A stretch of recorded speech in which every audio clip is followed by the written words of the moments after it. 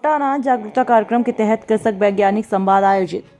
कृषि विज्ञान केंद्र चित्तौड़गढ़ द्वारा मोटा अनाज जागरूकता कार्यक्रम के तहत कृषि वैज्ञानिक संवाद कार्यक्रम आयोजन किया। केंद्र के वरिष्ठ वैज्ञानिक एवं अध्यक्ष डॉक्टर रतन लाल सोलंकी ने बताया, कृषक वैज्ञानिक संवाद में 75 कृषकों ने भाग लिया। यह प्रशिक्षण कार्यक्रम मिलेटस जागरूकता अभियान के तहत आयोजित किया। डॉक्टर रतन लाल सोलंकी ने बताया कि खेती को बढ़ावा देने के लिए विभिन्न योजनाओं का शुभारंभ किया गया, ताकि हमारे किसान अनाज फसलों के अन्य विकल्प भी मिलेटस कृषि विज्ञान केंद्र पर मिलेटस फसलों के प्रशिक्षण प्रदर्शन लगाए गए, ताकि कृषक कृषि विज्ञान केंद्र के प्रशिक्षण में आने वाले प्रशिक्षणार्थी मोटे अनाज के बारे में जान सकें और समझ सकें।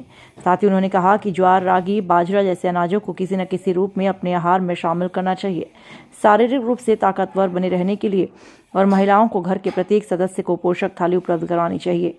इस प्रक्रिया में मोटे अनाज और महत्वपूर्ण कारक हो सकते हैं। घर की महिलाएं दैनिक दिनचर्या में प्रयोग किए जाने वाले भोजन और अधिक लाभकारी बना सकती हैं। आइए दिखाते हैं इस पूरी खबर को विस्तार से।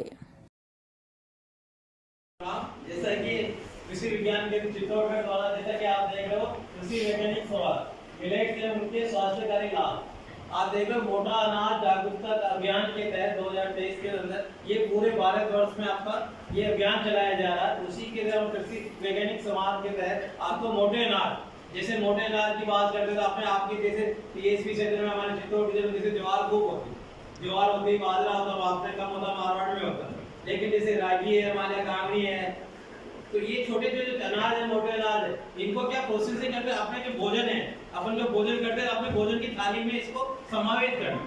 जैसे बहुत सारे ज्वार का अपन, जैसे आपने मक्का की रोटी खाते, मक्का की रोटी के साथ कभी कभी बाजरे की रोटी खा ली, हमारे कभी ज्वार की रोटी खा ली, तो इसमें क्या पौष्टिकता ज्यादा है, पौष्टिकता ज्यादा होती है, उससे क्या शरीर में ताकत जाती है, ताकत जाती है तो अपना स्वास्थ्य अच्छा रहेगा।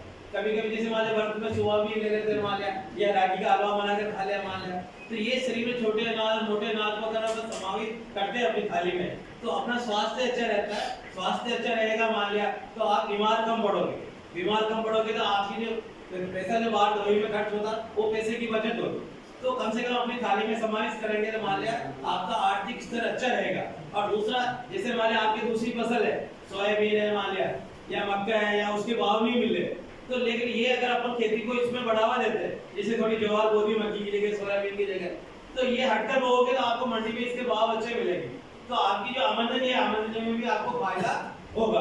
तो इस तरीके से अगर अपन मोटे अनाज की तरफ से अपन करते हैं तो आपको फायदा होता है।